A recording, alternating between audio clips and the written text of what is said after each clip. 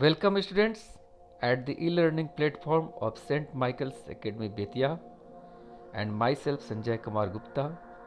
I am going to teach science for class 7 chapter 13 transportation in animals and plants, and in this video we shall learn about heart. So let's start the topic heart. Heart is a living pump. It is of the size of a fist and is shaped like a cone. It lies between the lungs in our thoracic cavity. Students, हृदय एक जीवित pump की तरह कार्य करता है। Pump का कार्य क्या होता है? पंप का कार्य होता है किसी इच्छित जगह में हवा को भरना या द्रव किसी फ्लूइड को जब हम ले जाना चाहते हैं एक जगह से दूसरी जगह, वैसी स्थिति में पंप का कार्य कराते हैं। ठीक इसी तरह से हृदय भी हमारे शरीर में ब्लड का संचरण करता है और यह रक्त को शरीर के विभिन्न हिस्सों में ले जाने का कार्य करता है, जिसके लिए कई वेन्स होते हैं और आर्टरीज होते हैं, जिनका कार्य होता है हमारे शरीर में ऑक्सीजनेटेड ब्लड को कोशिकाओं तक ले जाना और फिर कोशिकाओं से शरीर के विभिन्न अंग होते हुए डीऑक्सीजनेटेड ब्लड को हृदय में लाना। तो हृदय हमारे शरीर में एक पंप की तरह कार्य करता है और इसका आकार हमारी मुट्ठी के बराबर होता है, जो देखने में एक शंकु की तरह दिखलाई पड़ता है। यह हमारे चेस्ट कैविटी, जिसको हम थोरैकिक कैविटी के नाम से जानते हैं, उसमें लंग्स के बीच स्थित होता है। It's walls are formed of cardiac muscles. These muscles contract and relax tirelessly throughout the life. Because of cardiac muscles, the heart beats continuously and pumps blood into the arteries to be transported to all parts of the body. चूँकि इसकी दीवारें cardiac muscles हार्दिक पेशियों से बनी होती हैं और ये पेशियां आसानी से संकुचित होती हैं और फैलती रहती हैं, और यह कार्य तब तक होता है जब तक हमारा जीवन होता है। यहाँ ये कार्डियक मसल्स बिना थके बिना हारे कार्य करते रहते हैं, जिससे हमारा जीवन चल रहा होता है। इन हार्दिक पेशियों के कारण हमारे हृदय में स्पंदन, कुछ बीट्स लगातार पैदा होते रहते हैं और फिर इन्हीं के कारण हमारे शरीर के विभिन्न हिस्सों में आर्टरीज के द्वारा रक्त का संचरण किया जाता है। Our heart is four-chambered. It has two auricle or atria and two ventricles, as you can see in the picture.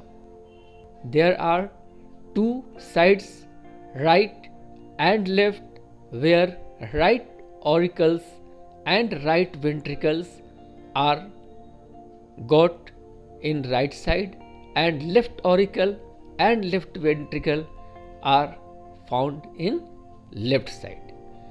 As well as there is an aorta, which is a junction of the blood where those blood which are transported in all over the body parts. The heart is divided into two halves by a thick muscular septum. Each half has an auricle above and ventricle below.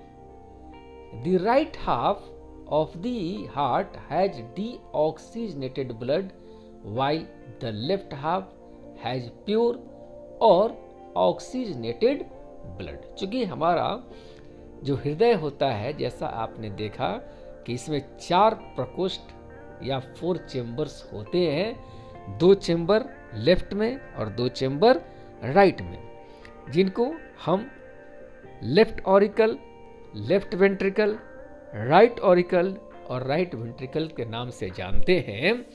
और ये इस तरह से जैसा कि बताया गया कि यह एक मोटे पेशीय सेप्टम से 2 हिस्सों में बटे होते हैं और प्रत्येक हिस्से में एक ऑरिकल जो ऊपर की तरफ होता है और वेंट्रिकल नीचे की तरफ होता है। इस तरह से जो हृदय का आधा दाहिना हिस्सा होता है उसमें ऑक्सीजन रहित रक्त हमारे शरीर से होकर आते हैं, जबकि बाएं आधे हिस्से में वह शुद्ध ऑक्सीजन युक्त रक्त होता है जो हमारे शरीर के एक एक कोशिकाओं में वितरित किया जाता है। The septum prevents mixing of deoxygenated and oxygenated blood present in the right and left half of the heart। जैसा कि आपको पता है कि सेप्टम का कार्य क्या होता है। सेप्टम का मतलब क्या होता है कि जो ऐसा हिस्सा जो 2 चीज़ों को अलग करे। तो इस समय ऑक्सीजन युक्त और बिना ऑक्सीजन वाले यानी ऑक्सीजन रहित जो रक्त होते हैं, जो हमारे शरीर के आंतरिक हिस्सों से हृदय को आते हैं, और ऑक्सीजन युक्त रक्त जो हमारे हृदय से होकर शरीर के आंतरिक हिस्सों में जाते हैं, उनको अलग करने का कार्य करता है, जो कि लेफ्ट और राइट जो आधे आधे हिस्से होते हैं हमारे हृदय के, उनमें आपस में मिलान नहीं होने देता है। ऑरिकल और atria. Auricles are the receiving chamber of the heart. Their walls are thinner than those of ventricle. चूंकि ऑरिकल्स ये कैसे चैम्बर होते हैं, इनका नाम है receiving chamber. Receiving chamber means कि ये ऐसे हिस्से होते हैं जो हमारे ब्लड, शरीर के आंतरिक हिस्सों से जो ब्लड आते हैं, जिसमें ऑक्सीजन नहीं होता है, कार्बन डाइऑक्साइड और जो दूसरी अन्य चीज़ें होती हैं जो हमारे शरीर के लिए आवश्यक नहीं है, इन्हीं हिस्सों में वह आती हैं। और इसलिए इनके जो भित्तियाँ होती हैं ये पतले होते हैं, जबकि वेंट्रिकल्स के जो वॉल्स होते हैं यह मोटे और मजबूत होते हैं। और इसका कारण ये होता है, एक तो वेंट्रिकल्स में वैसे ब्लड होते हैं जिसमें ऑक्सीजन मिला रहता है, साथ में वेंट्रिकल्स में क्या होता है कि जो ब्लड होते हैं वह जब शरीर के अन्य हिस्सों में भेजे जाते हैं तो वहाँ एक जोर का झटका दिया जाता है, और इसलिए यह जोर का झटका सहन कर सके, इस कारण वेंट्रिकल्स के जो भित्तियाँ होती हैं, जो दीवार होते हैं, वह मोटे होते हैं, ताकि इन झटकों को वह आसानी से सहन कर ले और पूरे शरीर में इस रक्त का प्रवाहन हो सके।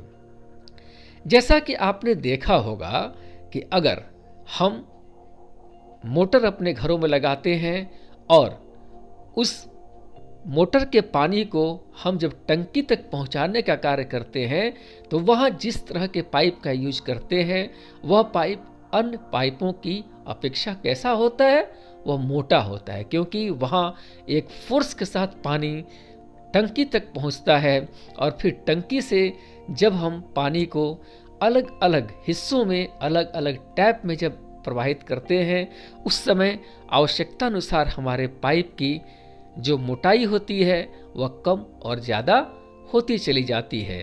तो ठीक इसी तरह से हमारे शरीर में हृदय के साथ जुड़े हुए ऑरिकल्स और वेंट्रिकल्स होते हैं।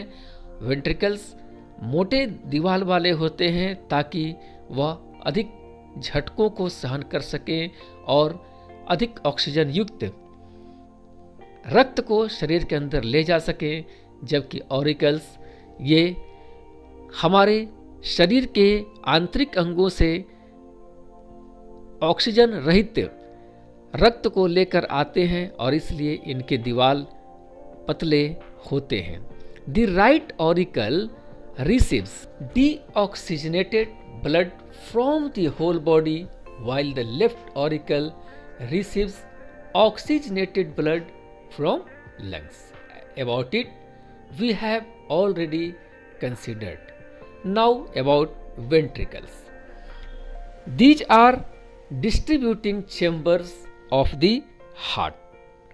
हम इनको, जैसा कि मैंने आपको पहले बताया कि यह वही प्लेस होता है जहाँ से हृदय से होते हुए रक्त शरीर के अन्य हिस्सों में भेजे जाते हैं और इसलिए इनको डिस्ट्रीब्यूटिंग चेम्बर का नाम दिया गया है। Their walls are thick. The right ventricle receives deoxygenated blood from right auricle and pumps it to the lungs for oxygen और प्यूरिफिकेशन। चूंकि राइट वेंट्रिकल या ऑक्सीजन रहित ब्लड को हमारे राइट ऑरिकल से होते हुए लंग्स को ले जाते हैं और फिर लंग्स से ऑक्सीजन युक्त या शुद्ध किया हुआ हमारा जो ब्लड होता है पुनः हृदय में जाता है और फिर वहाँ से हृदय फिर वेंट्रिकल्स को वह रक्त प्रदान करता है और यह फिर शरीर के अन्य हिस्सों में वितरित किया जाता है।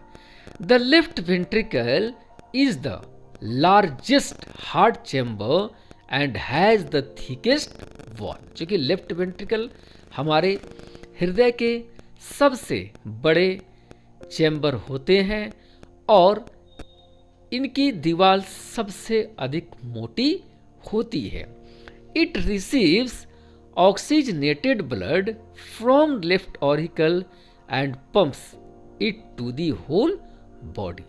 यह हमारे लेफ्ट ऑरिकल से ऑक्सीजन युक्त ब्लड को ग्रहण करता है और फिर उसे पूरे शरीर में प्रदान करता है, जिसके बारे में मैंने बार बार आपको बताया है।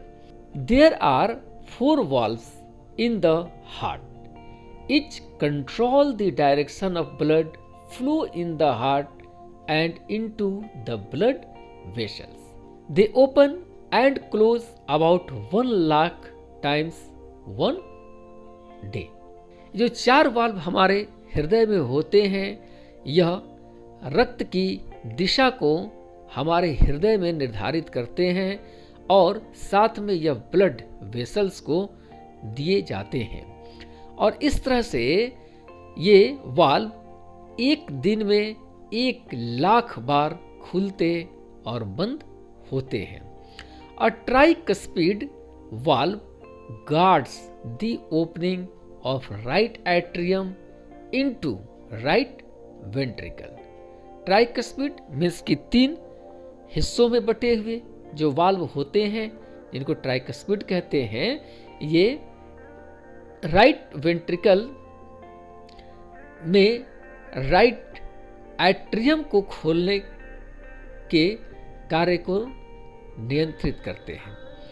अ bicuspid valve guards the opening of left atrium into left ventricle, जबकि जो बाइकस्पिड यानी 2 मुंह वाले जो वाल्व होते हैं इनका कार्य होता है लेफ्ट एट्रियम को लेफ्ट वेंट्रिकल में खोलने को नियंत्रित करना। 3 semilunar valve are present at the base of pulmonary aorta and dorsal aorta respectively। चूंकि 3 अर्धचंद्राकार वाल्व भी मौजूद होते हैं जो पुलमोनरी ऑर्टा और डोर्सल ऑर्टा के ठीक बेस यानी उनके आधार में स्थित होते हैं। When atria contract the cuspid valves open, यानी जब एट्रिया संकुचित होते हैं तो उस समय कस्पिड वाल्व खुल जाते हैं। And when ventricles contract the pulmonary and aorta semilunar valves open and cuspid valves are slam shut. और जब वेंट्रिकल संकुचित होते हैं तब पुलमोनरी और ऑर्टा सेमिल्यूनर वाल्व ओपन होते हैं और कस्पिड वाल्व क्या होते हैं, थोड़ी देर के लिए बंद हो जाते हैं। So students, here we have known about heart, its designation and about the parts. Now in the next video we shall learn about the working of heart and circulation of blood in the body. Till then, thank you.